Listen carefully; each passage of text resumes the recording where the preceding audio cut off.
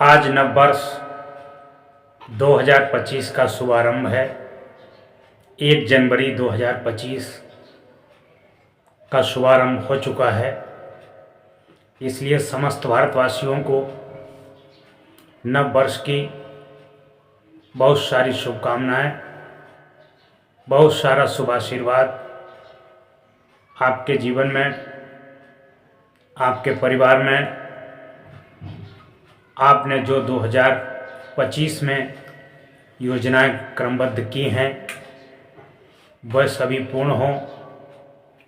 आपका स्वास्थ्य ठीक रहे, आप निरोगी रहें, दीर्घायु को प्राप्त हों। आपके घर में, आंगन में खुशियों के फूल खिलते रहें। आपके बच्चे पढ़ लिख करके उन्नति करें, आपके कारोबार में उन्नति हो। ऐसी मैं ईश्वर से आप सभी के लिए दुआ मांगता हूँ, आशीर्वाद मांगता हूँ। और जीवन में एक बात सदैव ध्यान रखना कि जितना आपका जीवन सादा होगा उतने आपके उच्च विचार होंगे। सादा जीवन, उच्च विचार जीवन में सुख समृद्धि देता है, उतने ही आप सुखी रहेंगे। सुखी रहने के लिए आपको दया, करुणा और क्षमा का गुण अपनाना होगा।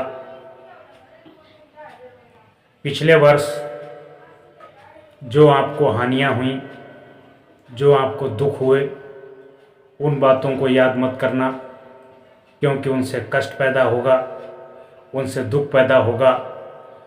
2024 में जो प्राप्त नहीं कर सके उसके लिए सच्चे मन से, तन से और धन से प्रयास करना। गुरु की कृपा से 2025 में आपका सपना साकार होगा, आपको सफलता मिलेगी। और जो 2024 में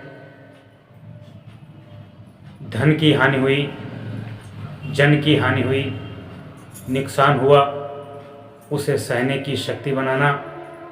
उन बातों को मत याद करना जो दुख देती हों, उन बातों को याद करना, प्रसन्न रहना जिससे आपको आनंद और प्रेम मिले, खुशी मिले।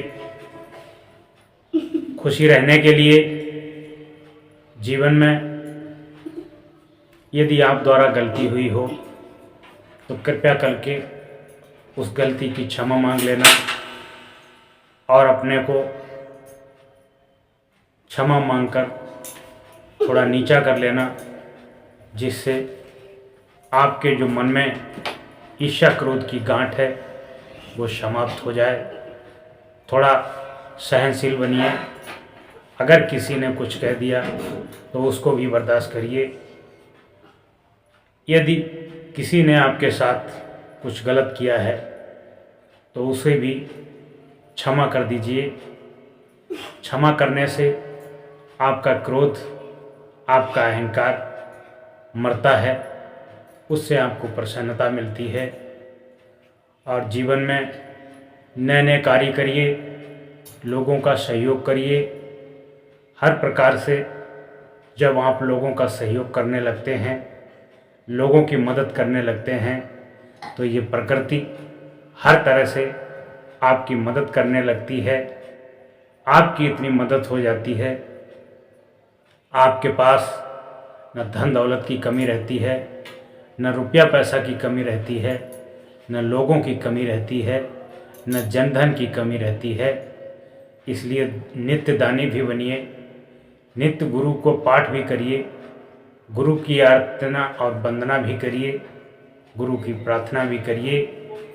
सुखी रहने के लिए जीवन में एक मूल मंत्र बता दे रहा हूँ, कृपया उस मंत्र को सदैव याद रखना। आपका जीवन धन्य बन जाएगा। जैसे जैसे व्यक्ति की जवानी अवस्था बढ़ती है, वैसे वैसे उसके अंदर क्रोध, अहंकार और वासना का विकार जागृत होता है। उस विकार को जो मन ही मन में शमन कर लेता है, मन में शांत कर लेता है, उसका जीवन सदैव धन्य रहता है। उसे कभी भी कोई समस्या नहीं होती है, कोई दुख नहीं होता है। जो उठे हुए क्रोध को समता से, क्षमादान से, सहनशीलता और क्षमा के शीतल जल से क्रोध को शांत कर देता है, उसका मन सदैव शीतल रहता है। जो शरीर के अंदर उठी हुई काम वासना को भक्ति और उपासना में दबा देता है, उसका मन भी सदैव प्रसन्न रहता है। उस पर किसी प्रकार का राग द्वेष नहीं चढ़ता है, कोई मन में मलिनता नहीं होती है, वह भी सदैव दुखों से दूर रहता है। एक बात और बताना चाहूँगा,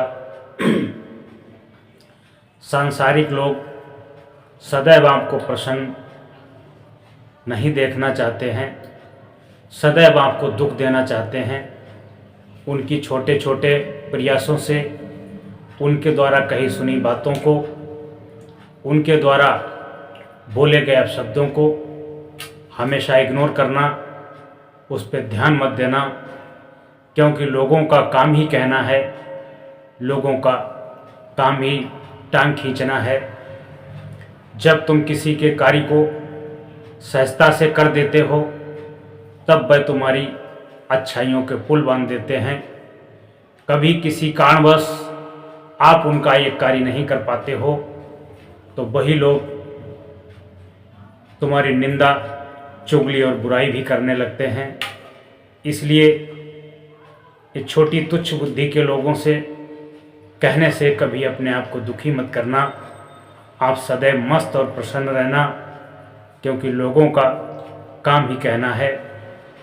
पुनः मैं आपको नव वर्ष 2025 की हार्दिक बधाई और शुभकामनाएं देता हूं कि आप सदैव निरोगी रहें, आप सदैव खुशी और प्रसन्न रहें, आपके मुखमंडल की प्रसन्नता यूं ही बनी रहे, आपके घर में सुख शांति, धन और वैभव आए, आप सदा निरोगी और लंबी आयु को प्राप्त करें। सदैव गुरु का स्मरण करें, भक्ति करें, सहनशीलता का गुण पैदा करें।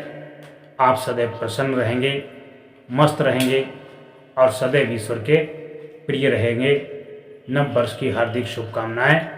2025 में जो आपने सपने सुझाए उनको पूरा करने का संकल्प लें। पूरी लगन, मेहनत और ईमानदारी से यदि आप काम करेंगे तो आपके सपने ईश्वर जरूर साकार करेंगे, जरूर साकार करेंगे।